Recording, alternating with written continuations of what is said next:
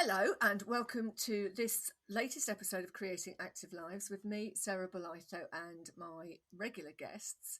We're here to share the science, the strategies, but also the inspiration to help you create a more active life. And this week, I'm really pleased to have somebody with me who is going to absolutely, I think, inspire so many people. So, welcome to Ella Beaumont.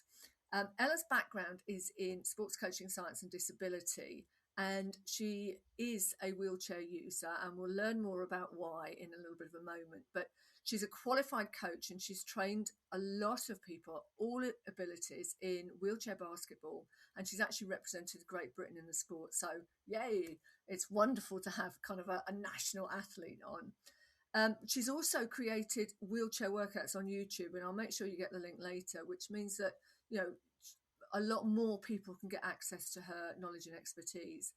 There's also some other TV and film stuff that I'm really going to have to ask about. So not just the Paralympics, but things like Crufts and the Invictus Games. But we will come back to that a bit later. So welcome, Ella.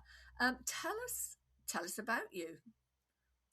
Well, that's a very lovely introduction. Thank you very much. I didn't really expect that. But yeah, my name's Ella, and I'm actually based in Aylesbury in Buckinghamshire, but so close to Stoke Mandeville, which is amazing because I've got like the home of disability sport on my doorstep, literally. So I feel very lucky. I was born at Stoke Mandeville, and I was born 31 years ago. You know how old I am now. But when I was born, actually 5 days before I was born, I stopped kicking in the womb. And there was no rhyme or reason to that, just something that happened. And my mum honestly thought she'd lost me. There was like suddenly I'd gone really ballistic, kick, kick, kick, kick, and then nothing. So quite scary time for my mum because she didn't know what had happened. Went and got checked. They found a heartbeat, so they knew I was still alive, but they didn't really quite know what had happened. And when I was born quite floppy. I had a really like floppy left hand. My left hand was born fully shut and wouldn't open at all. And the doctors noticed pretty quickly that I wasn't kicking my legs, and they didn't think that was a good sign. So after I think it was about 2 months of lots of different tests and unknown, we finally got a diagnosis that I had been born with a spinal cord injury. So basically, I'd had a blood clot in the spinal cord at around about the lesions T1 to T4, with a bit of C6 nicked because my left hand was affected. So that means I can't feel or move anything from my chest downwards. Have never been able to walk, will never walk, and have always used a wheelchair.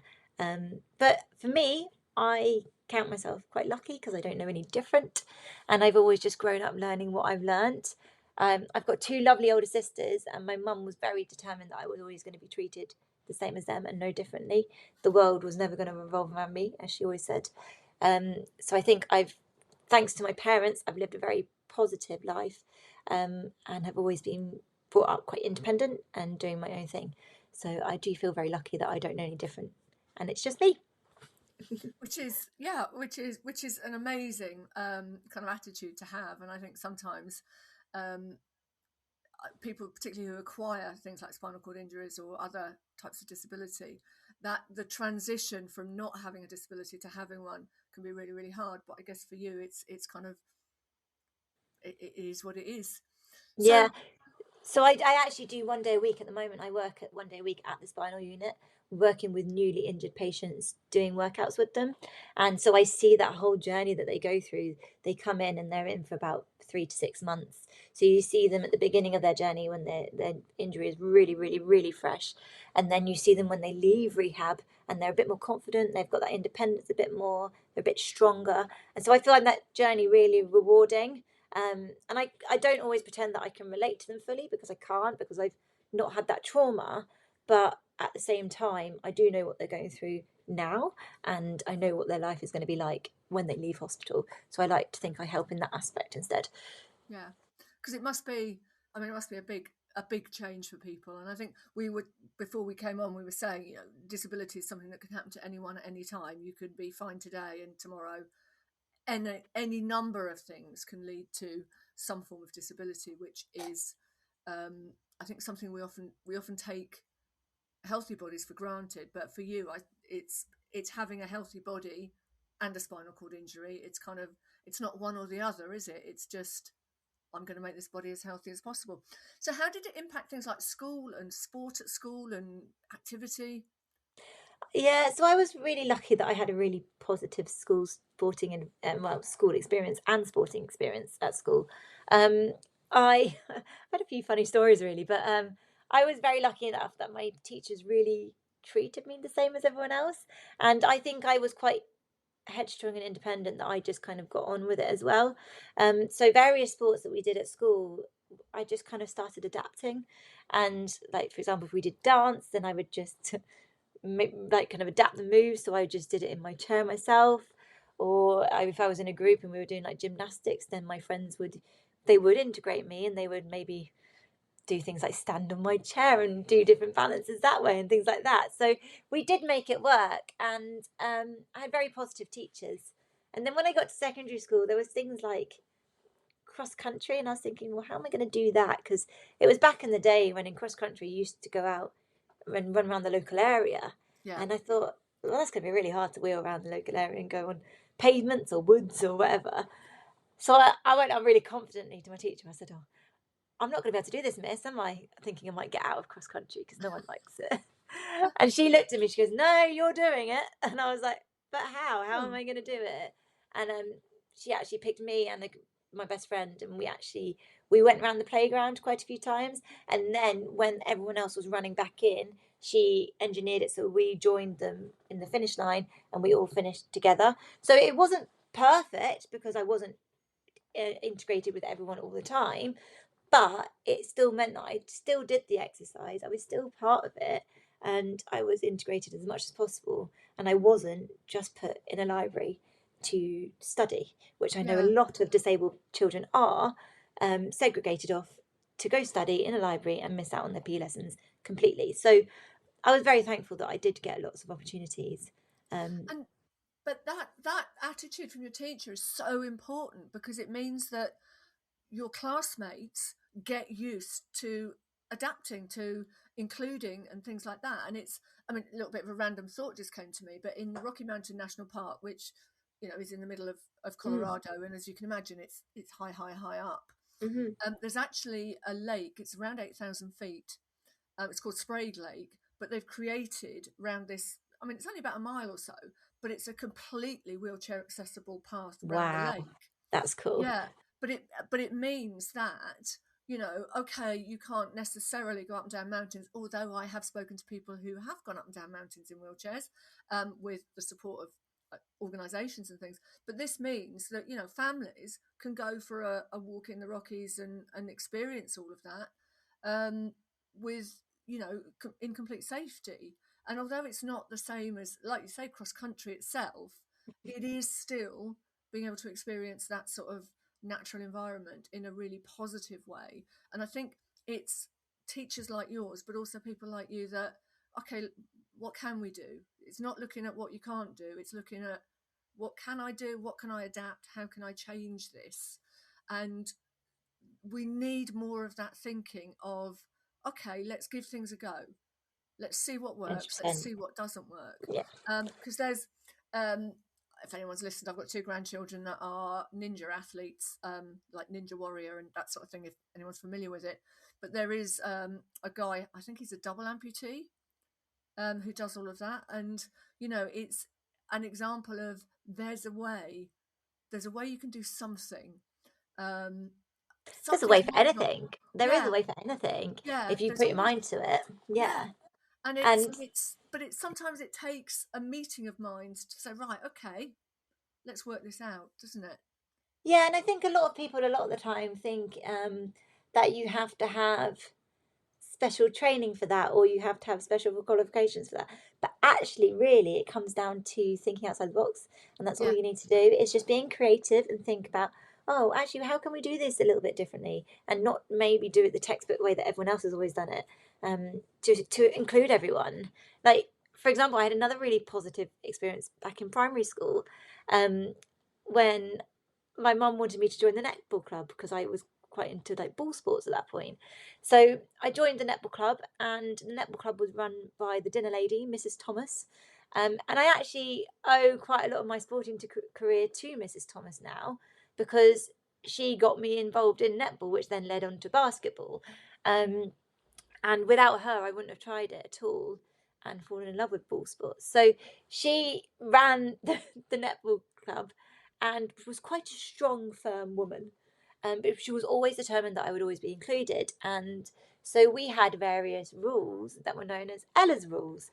So, for example, no one was allowed to mark me, because if anyone stood right in front of me, then I would just be completely blocked and I wouldn't have Yeah. any hope of getting the ball. So that was nice. The second rule was, if I touched the ball anywhere near me but didn't quite manage to catch it, so if I just got my hand on it, that ball would then automatically be mine from that spot. So it meant I wouldn't be having to like lean too far and reach it and things like that. So that worked well. And then finally there was another one, a shooting one, I think, as well. I wasn't allowed to be marked when shooting.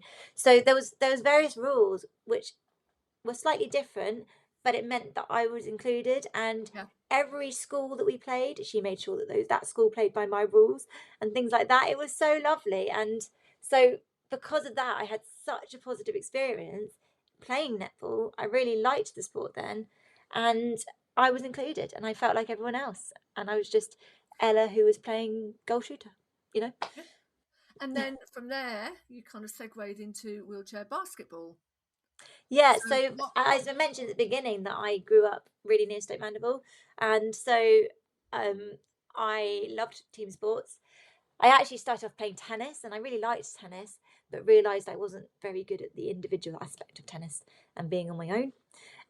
Which is when I went to Stoke Mandeville and I tried out basketball for the very first time, on a willpower like sports camp. I think it was National Junior Games. It yeah. was at the time, where you got to go around and try out lots of different sports. And I loved basketball, absolutely loved it. So from there, I went on to my local club, which was at Stoke Mandeville, and I played for years. It was such a nice group of people that were playing at that time, and I had friends from all over the country when playing basketball, because when you're in the junior tournament, you play lots of different national teams, um, and to the point, I don't know if anyone knows the wheelchair basketball classification very well, but in wheelchair basketball, you are allowed to have some able-bodied players playing as Right. well. Um, they take up more points in the classification system, but they are allowed to play. And so it meant one of my best school friends, she came along with me, and she would play wheelchair basketball at my club as well. So that was something we could do together, and really enjoyed it. So it's given me lots of different opportunities, and I just love that team aspect of it and being involved in a team and the fast pacedness and the violence of it. Yeah. I Yeah. love the violence. Yeah. And you, I'll come on to that. I'll come on to that in something else in a moment. But you actually represented Great Britain. Did you? I mean, did you get to Paralympics, Commonwealth Games, all that sort of stuff? So I never actually did a Paralympics, but I represented Great Britain more at the under 25 level. Yeah. So I went to a World Championships at under 25s, and I went to a European Championships at the under 25s. We actually won bronze medal in Canada with our World Championships, and then we won a silver medal in Germany Oh for wow. the Europeans. So that was really cool. And just being able to represent your country was amazing. I would have loved to have gone further, but for me at the time, I was juggling a lot of like university studies, and also a lot of like politics within the classification system and all that as well. There's always some politics. But I loved what I did, and I think I was just really proud of what I'd achieved already. And I decided that it was time to focus on my degree and get my degree.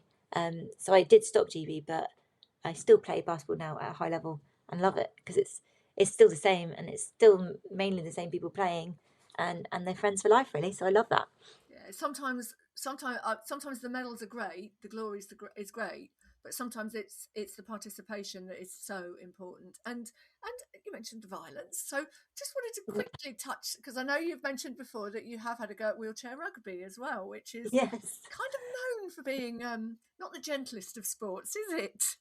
No, so wheelchair rugby is brutal, and I don't know if anyone knows, but it was actually, before it was in the Paralympics, it was called murder ball, Yeah. because it was so violent. But when they moved it into the Paralympics, they had to name it something more politically correct. So wheelchair rugby got named instead. I love wheelchair rugby. It was really good. I still prefer basketball.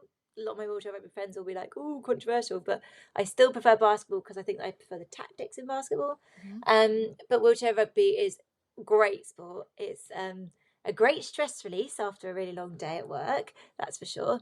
But also, it's really good for like the higher level injuries. Anyone who's a quadriplegic, they can play wheelchair rugby, and it's a really good opportunity to once again be involved in a team, but also just wheel straight into someone else.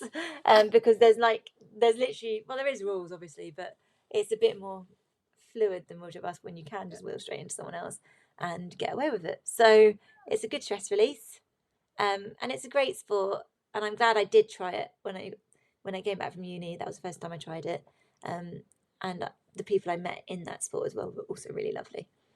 It's I was talking to somebody once, and I was saying, but surely it's dangerous, and he went, "What's the worst that can happen?" And it's That's it. A lot of the people yeah, who are athletes in it say, "Well, I've already broken my back once," and they're like, "So what worse can it? How much yeah. worse can it be?" And you're like, "Fair play, yeah, I get it." So um, there are a lot of them are adrenaline junkies and daredevils, and you don't want to mess with them, basically. No, no, and I was the absolutely. only female on my team for a long time, Were so I you? had to Yeah. really stand my ground. It's some, but again, it's the opportunity, isn't it? It's the chance to be an adrenaline junkie. It's the chance to do something that is fast paced, that is aggressive. That's there's so many things, aren't there? And it's a really good outlet. And it's the sort of thing that you kind of think, gosh, if somebody who wasn't used to being in a wheelchair tried it, they'd just get annihilated, because it isn't just the sports skill, is it? It's being able to use a chair in. 100%. And I think a lot of people don't really realize or underestimate how physical it is. And I certainly was that person. So where I'd gone from obviously playing wheelchair basketball to then trying wheelchair rugby, and because I could play wheelchair basketball and being more able that I could manage playing wheelchair basketball, which a lot of wheelchair rugby players can't do. When I went to wheelchair rugby, I think I went in a little bit blasé and thinking I was really like maybe stronger than some of those athletes in wheelchair rugby. Um, but my goodness, my very first session in wheelchair rugby was tough. Like they are physically strong, those athletes, Yeah. and they have such good endurance. My muscles were killing after like 20 minutes, and I still had like an hour and a half left of the session. So, like they are so fit and they're such strong athletes, and they are proper endurance athletes. They are really, yeah, It's it shouldn't be underestimated, basically. Yeah, it's that kind of no limits thing, isn't it? And talking of no Yeah. limits, this is something that we want to move on now, is to fitness, because you are a qualified personal trainer and now a qualified disability instructor as well, which is something I'm not going to rant about, but the disability qualification being withdrawn disappoints me hugely, because with a fifth of the population living with a disability, we need more instructors out there, not fewer. So it is something that's how we got to know each other. But what made you decide to get into fitness and personal training and everything? Yeah, it's a bit of a story really, but I studied sports coaching science with disability studies at university in the University of Worcester. And I loved it. It was the only one in the country that was a sports coaching science degree with disability studies. And I couldn't turn that down basically. I No. loved it. And when I went to Worcester were really geared up. They were doing lots of different disability sports at the time, and they were just really clued up with disability. So it was a really nice place to be and felt really friendly. So I loved my course. But when I left uni, I was, which I'm sure we'll get onto later, but I was working in television until COVID hit. And obviously, COVID changed a lot of people's lives, all of our lives. Um, and all of a sudden, I was furloughed from my job and at home doing nothing, which I don't do very well at. I don't sit still. So basically, I everyone was doing Joe Wicks and everyone was getting involved in Joe Wicks. My mum and sister were doing it, and I thought, oh, I'll have a go at that. So one morning, I joined in Joe Wicks with my mum and sister, and it probably could do maybe like 30% of it because a lot of it was legs. Yeah. And I think what Joe did was amazing, don't get me wrong, but it just didn't suit anyone with a disability. So at that point, I decided to look online and see if there was anything out there for wheelchair users online to keep active during lockdown at home. And I found some videos, and they, don't get me wrong, they were good, but they didn't necessarily inspire me in the right way or motivate me in the right way. Um, so I thought, if I'm struggling, there must be other people out there struggling to keep active and not down. So I thought I'd film a video and put it online and see what happened. And I didn't really expect it to do as well as it did. Um, and within 6 weeks, my videos were being quite well received. I did a video every week, and it reached quite a lot of the disabled community. I had various charities then come to me and say, would you mind doing a Zoom workout for us, live on Zoom, and have people join in on their own screen, at home, in their own living room? I was like, absolutely. So before I knew it, I was furloughed from work, but I was doing about 10 different sessions a week on Zoom for various different charities and companies. Kind of bringing a whole community together, which was really nice. And I had quite a lot of people join in each class, maybe about 20 in each class, which was really cool. So it was being well received, and it was definitely something that was needed, which I didn't realize was needed before. Um, and then so I did that for quite a long time, and what I thought would be a 6 week venture turned into 2 years, and then turned into 3 years and 4 years and 5 years, and here we are, like nearly 6 years later. So um, I wanted to get more backing behind myself at that point, and I had my sports coaching degree, but I wanted more of my knowledge behind me, and that's when I decided to study as a personal trainer and get my personal training degree qualification. Um, and I really enjoyed that as well. And at the time, when I was studying my personal training qualification, I said to the provider, and I said, "Is there anything? Is there a qualification for disability as well? Disability studies?" Um, and I don't know, rightly or wrongly, she said, there is a course, but I don't know if it's anything you'd already know already, Ella. So at that point, I didn't do the disability instructor course. A few years later, I've now done it, and I am very glad I did, because it's such a good course. And I'm also infuriated, like you are, that they are stopping it. So yeah, I find it real shame that there's not more disabled instructors, because there is no reason why we can't instruct. Just because we're sitting down, it doesn't mean that we're a good instructor or a good personal trainer.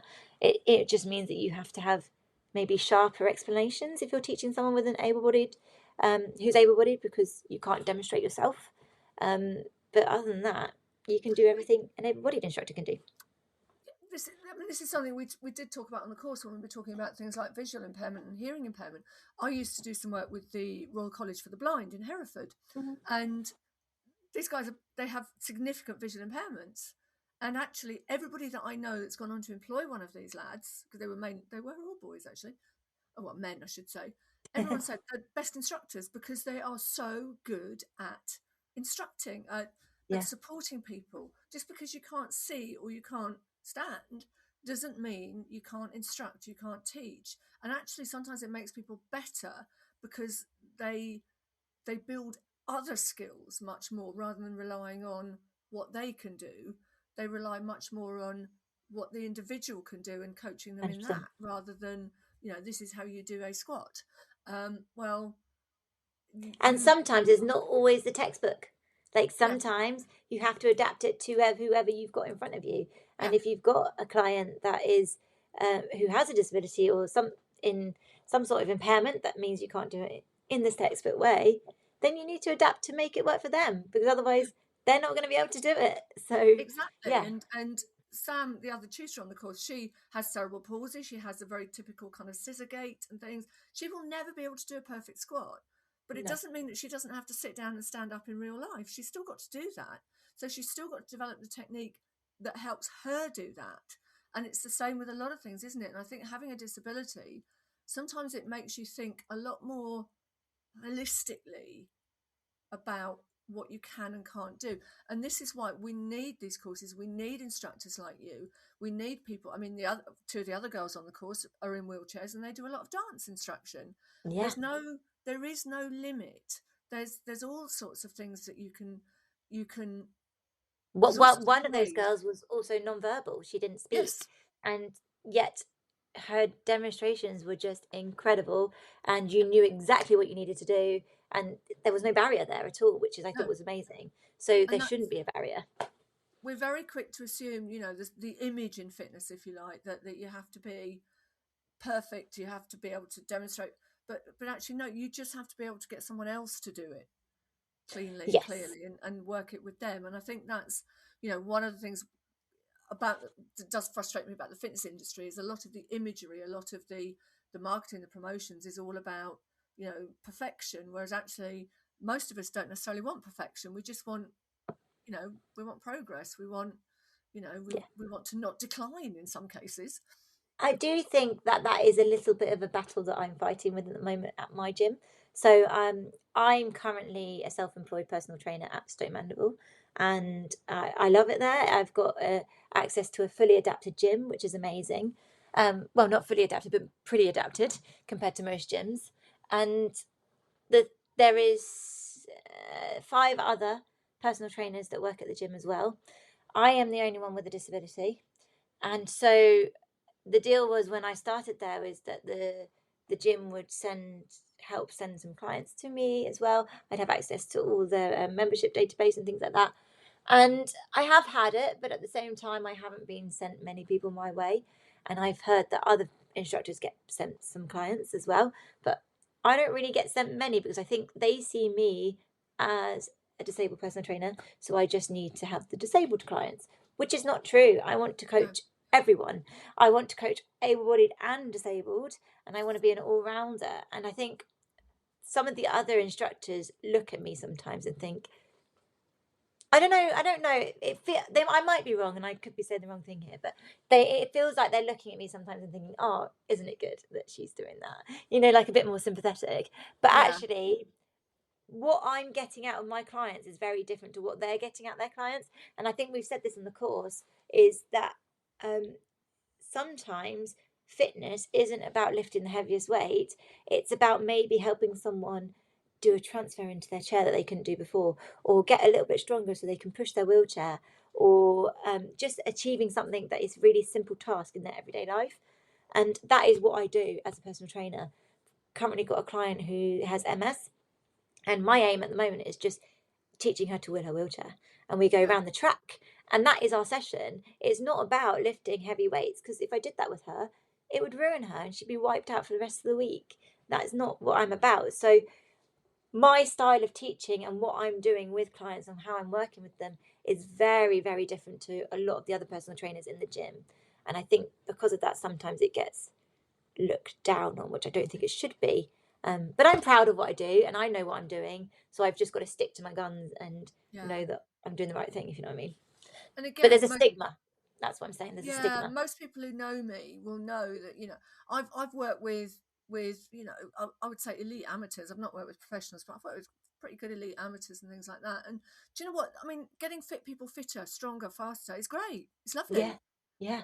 But working with people where you help them make small changes, small progressions, small gains that actually make a big difference to what they do outside your sessions. So it's not about the bench press, the leg press, the time. It's about the fact that actually getting a bit stronger in their chest means that if they do fall, they can get back up again.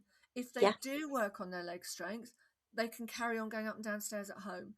It's the small things that happen away from you that actually matter. And this is something I think, particularly with things like disability, helping somebody to get used to using their wheelchair means you've got to strengthen, chest, triceps, back muscles, core muscles, if they've got them, if they've got Yeah. functioning ones. But that's not going to, you're not going to get huge improvements in the gym as such, but No. the gains that they will get outside the gym in the world environment, life environment, is going to be huge. And I think sometimes, like you say, with fitness, success in fitness is measured by gains in the gym, Yeah. not And by by, numbers, yeah, but not by not by what physical people can goals. do in their Yeah. everyday life. Somebody being able to transfer independently, that's a big part of independence It's rather than so deep. valuable. So Yeah. valuable.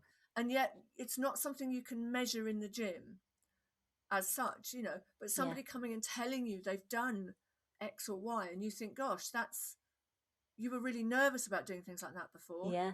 Now you're confident to do it. And I think this is where again, instructors like you know, how important the smaller things that we do in the gym are for everyday life, but also, and this is something again I think people don't always realize, we all have good days, bad days, but we kind of plow on through.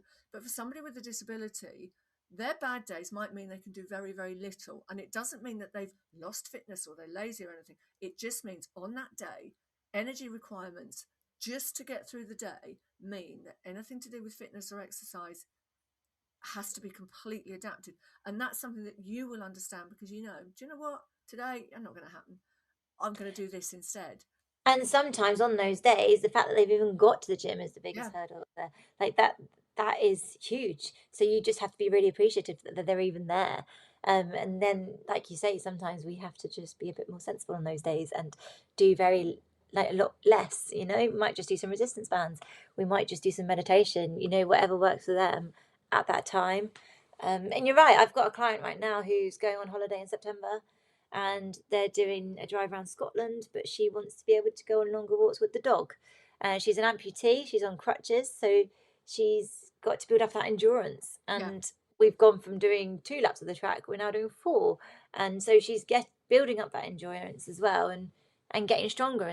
And for me, that's a success in my eyes. And if she is able to do some longer walks with the dog on her holiday, then I feel that's much more rewarding for me than any numbers of what weight she can lift. exactly. It's that. And but again, it's talking about people with either amputees or people born with limb loss and things like that. Again, things like wheelchairs and crutches. I think people say, "Oh, you've got crutches. Oh, you've got a wheelchair." Um, that's great. They don't realize how long it takes you to build No. up the skill, the technique, and the strength in Yeah. order to be able to use them properly. My daughter-in-law recently had another knee operation. She had ACL tear, and even though she has used crutches before for other ACL tears, let's not go there. She said it took her a long time to get used to using crutches again. Yeah. And this is something I think people think, oh, you've got crutches, that's fine, but they're not. It's not as straightforward as under your arms and off you go. No. Same with a wheelchair. It's not just, oh, we'll just wheel. Yeah. um there's there's I mean, there must be a lot of muscle fatigue initially, a lot of soreness. Same with crutches, that whole skill, that whole technique. You see somebody in a wheelchair, you see a lot of kids, you see a lot of grown-ups and everything in a wheelchair, kind of spinning backwards and forwards and pivoting, and they're going here and they're going there. It must take a very long time to get your skill to the point where you can do that without any sort of fear or worry about tipping over or falling out. It isn't as straightforward as have wheelchair, will wheel, is it? Have crutches, will hop. It There's so much more skill and technique involved as well. And I mean, I know we talked about this on the course. I think it's a scary statistic. Like over 10% of people wait more than a year for a wheelchair on the NHS, and that's a year of Bad. a loss of function, of strength, but also independence, because the chair gives you a lot more independence than if you haven't got one. And But I it's do always say to my spinal patients right now, though, I say, if you can do it in the NHS chair that you get sent home yeah, in, the really heavy ones that you can't really move. If you can do it in that chair, you can do it in any chair. So I said, yeah, keep at it. I know it's frustrating, but if you can master the skill in that chair, it's going to be a lot easier when you get a more yeah. lighter weight chair that you can maneuver easier. So yeah, it's so hard, so hard. It is, and again, it's this is where people like you have a much deeper understanding, because you are in a wheelchair, but you also work with people in wheelchairs. You work with people who are amputees, and you must, you know, it's not just the progress, is it? Sometimes progress is just turning up. Yeah, It's not doing 100%. more, it's just keeping going. But also the frustrations that people feel when things take longer, things ache, things hurt, Yeah. prosthetics change, they've got to get used to a whole new prosthetic. It's there's so much more to disability, and it's why I think something like it's only 10 or 11% of instructors in the UK have a disability, but 20% of people, the population, live. So we I know. need more people who understand. Not just, it's not saying, oh, I've got a disability, therefore I'll work with all disabled people, but it's people No. like me saying, right, I'm going to be working with someone in a wheelchair. They want to get into basketball. I know. I'll talk to Ella. I won't pass them to Ella. I'll talk to Ella about the best way to build people up and do that. So it's that networking, that connection, that support, that advice. And, this is where we need so much more support for people to be able to get into fitness as a career, but also just for their own personal fitness. And it's something that I think, I'm not going to rant about the qualification going, but and I'm hoping, fingers crossed, watch this space. But I do think it's something that we need an awful lot more awareness, because we hear a lot about accessible facilities. Just because something's accessible doesn't mean it's inclusive. Or the knowledge is not there, you know, like Yeah, I can't even put a number on it, but a majority of my clients that have come to me because they've tried personal trainers in the past who are able-bodied, and they just said it hasn't really worked because they haven't really related to them, or they haven't really understood their disability. And so that's why they've come to me, which is great for me, and I'm honoured that they feel that they can come to me and that I understand them. But on the flip side, I want to be known as just a personal trainer. I don't want to yeah, be known as a personal trainer who's got a disability. I don't want to just work with disabled people. I want to work with able-bodied people. yeah, And sometimes the able-bodied clients challenge me more because I have to think in a different way because it's not my comfort zone. I don't know how to do it, so I'm using the knowledge that I've learned instead. So it tests me. Um, and then on another flip side, sorry, just to mention this as no, well, is I really appreciate when I like my disabled clients because they understand maybe when I'm having a bad day.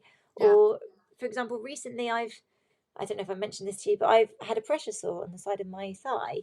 And so I had about a week and a half where I was on bed rest and I couldn't work. And my disabled clients went, "We got it. We understand. No worries. Come back when you're ready." And that meant a lot to me. And they've all stuck by me because they understand what I'm going through. Um, Whereas you don't feel like you have to completely um, justify yourself to a lot of people then because they yeah, understand what you're going through. yeah. So yeah, as a person with a disability, I also have my struggles and I also have my times when I'm having a bad day and maybe I'm a bit later than planned because my toileting hasn't gone right in the morning and things like that. So it's nice to have those clients who understand that. But also on the flip side, it's nice to work with able-bodied clients too. So having a good mixture and a good balance is important. And do you find that having a disability and working with disabled clients makes you actually more creative when it comes to working with able-bodied clients? You don't just go down the traditional, use this machine, these weights, whatever. Does it make you more creative, more kind of innovative? I'd like to think so. Yeah, I really do. And yeah, a lot of my able-bodied clients are like, "Oh, I haven't done this before," and I'm like, "No, I don't think you would have because, um, like, for example, I do a seated class on a Tuesday with more it's for anyone, but it's mainly elderly that come. And for example, recently I've just brought along like sticks, like broomsticks with them, and we've done a Mm, lot of work with broomsticks, and they'd never thought to do that before. yeah, Um, and so that taught them something new and something different, and that was a way of building up their shoulders that they didn't know they could do. So yeah, I'd like to think that me thinking outside the box introduces some new exercises and makes it less because the norm, more less mundane and less normal. at, So yeah. at the end of the day, we know how important fitness training, strength training, cardiovascular training, all these sorts of things are. We know, but at the end of the day, we want to make it fun as well. We want it to be, 100%. because when you enjoy something, you keep doing it. If you don't Yeah. enjoy it, you look for excuses to not go and to not do it, and that's really important. And that So was a huge aspect of my YouTube classes on in lockdown. Like I was known as the broom girl by the end because I was doing lots of exercises with the broom, or I was getting people. I My whole ethos was them was I don't want you to have specialized equipment because I know yeah, not everyone's got specialized equipment. I know a lot of Paralympians at the time were doing exercises online, but they were using things like ski ergs or rowing machines, which are yeah, great, but a lot of people don't have access to that. So I wanted to make it more mainstream for anyone around. And that's when I was like, right, if you haven't got any weights, haven't got any dumbbells, get some tins of beans or some bottles of water. That's a good substitute. So that's where my ethos comes in as well. And I think I yeah. like to be a bit more inclusive in that aspect and include everyone. And And that's it. It's starting people out. If we say you've got to have this, you've got to have that. Like I've always said, you know, if you come into a class and as long as your shoe is secure on your foot, I'm Yeah, happy with that. yeah. You don't have to have special trainers. I don't, no If you have stilettos, a foot. no flip flops and things like that. But you know, Yeah. yeah, if you have a foot, but Yeah. as long as your footwear is secure, whether it's one or two, then Yeah. you know I'm happy with that because Yeah. you know until people decide it's for them, you don't want to make them go out and spend loads of money on things. No. And it's but when people do come in a new pair of trainers or trainer, you know now there's a value on it for them. They now value it to the point where they are prepared to spend money. And that's something they've got to put the value on it themselves. You can't Yeah. force them to do that. So you've got to have these shoes, you've got to have that shoes and things like that. So we're just running a little bit close on time here. But what I really want, question that I have written down that I wanted to ask you is, what do you wish more people knew or understood or asked about things like spinal cord injury or wheelchair use in general? Because obviously it's not just spinal cord injuries that people with an SCI that use a wheelchair. There's lots of other conditions and reasons that people might. But what do you wish people knew about kind of like wheelchair users and things like that? What do you wish they would ask or do? So That there's lots of different things, but the first one would be is your communication. Basically, that disabled person knows their body the best. They know their whole medical history. They've been through it all. They know what their body can and can't do. So I wish people knew that it's okay to ask them what they can do and what they can't do. Don't just yeah, assume and don't try and know it all, because they actually know their body the better than you know their body. So work with them is more like a teamwork situation where you have to that kind of be a bit like of play the bit of the educate, like be educated. That's what I'm kind of get at. So let them tell you all about it and you learn from them and listen, because I think listening is really important. But then in a medical term, I would love people to know a bit more about medical conditions like autonomic dysreflexia if you've got a yeah, spinal cord injury, which is when if you're T6 and above, it's when your medical pain receptors tell you you're in pain, but in a different way. So, for example, some people might get high blood pressure, some people might get severe headaches, they might get severe sweating. And it's important to know about that, because if you're training someone with a spinal cord injury and suddenly their blood pressure shoots up and they don't know why, then you need to work with them to find out where that pain yeah, is and what's happening, because it is potentially life threatening. And a lot of people yes. don't know about it. Like even paramedics don't really know about it sometimes and things like that. So you can have all the fitness, the first aid qualifications under the sun, but actually autonomic dysreflexia is extremely dangerous that people don't know about. So Yeah. that's a Can I good one to have a bit of just jump in? awareness on. On the course, Ella suddenly said, "Are you going to talk about autonomic dysreflexia?" And I went, "It's the next slide." But it Sorry. is something.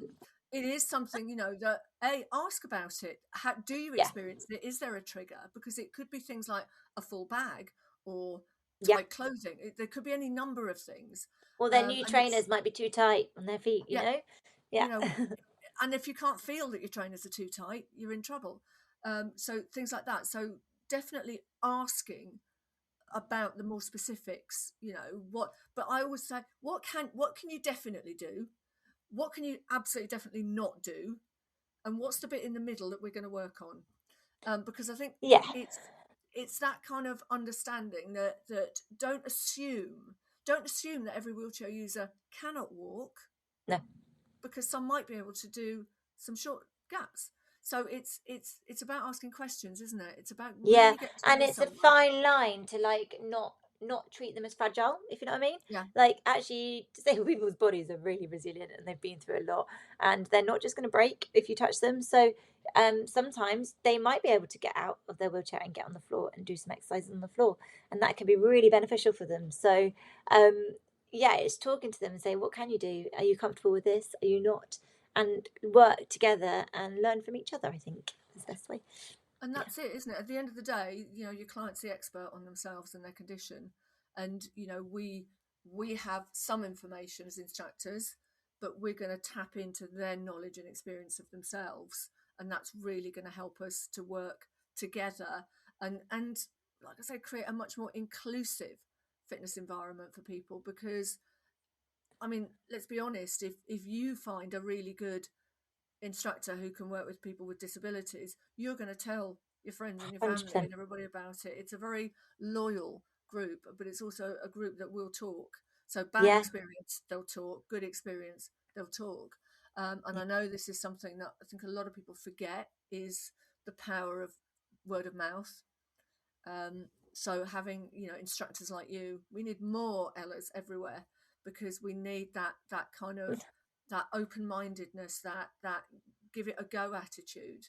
And you know what, sometimes you give it a go and it doesn't work, and it's like, Oh, okay, well, and that's okay. And I think that's okay to we'll know rule that. that out. Yeah, Yeah, yeah, yeah, it yeah. won't do that Oh, I've again. had so many disasters. Or Yeah, like I and always it's, said, my one of my ethos as well is if they can move it, you can work it. So if yeah, there's a muscle in there that is moving slightly, I want to work it in every way I can. But sometimes I'll set someone up on a machine, get it all perfect, and then be like, nope, you can't. That's not yeah, working at all. Let's. no. How can we do that slightly differently? What else can we do instead? But And you, so that's okay. That's fine. We just need to learn from it and move on. yeah, So but that's it. You learn from it, and they yeah, always say that it's not like, oh my goodness, that's awful. It's, you say, right, okay, so we know we can't do that. Could we adapt it, or do we we have actually need we have to? a little bit of a giggle about it and say that's not working, is it? And move on. So And it's like anything, isn't it? yeah, It's it's something that everybody experiences, whether they're able-bodied or disabled. Is, 100%. you'll try something and it just doesn't happen, Yeah, whereas you try something a different way or on a different day, and you think, oh, actually, maybe I could do it this way, maybe I could adapt, maybe I could use this. And that's what it's all about, isn't it? Is yeah, working kind of holistically with people, yeah, energy levels, abilities, disability, the lot. It's all about working with the client, and kind of getting to the best outcome. definitely, And that's what we definitely. want. We haven't even, well, you're going to have to come on, because I want to know more about, some of your TV stuff and everything. But for now, thank you so much, Ella, for coming along. Where can people find you if they want to find out more about you? I Oh, will I'd put love to links hear up, from but people. Yeah, no, I'd love to hear from people. It's always nice. I mean, I'm a big chatty person. Obviously, you can tell it's gone on quite a long time this episode. Sorry, but they can find me on my website, which is Ella BPT. So it's BEE for B, .co.uk. I'll put the link in with Sarah, I'll have the link and as well. Yeah. or my YouTube channel, which you can type in Ella BPT as well, and all my workouts will come up. I released a workout every week for about 2 years on there, so there's over about 200 workouts that are a variety of different abilities. Some are a little bit harder, some are a bit easier. They're all about 20 to 30 minutes long, because I know that you don't have loads of time in your day. And some use equipment, some don't use any equipment at all. So hopefully it caters for all kind of sort of abilities. And I have people all over the world contacting me about these and saying thank you so much. I love them. So hopefully they're useful.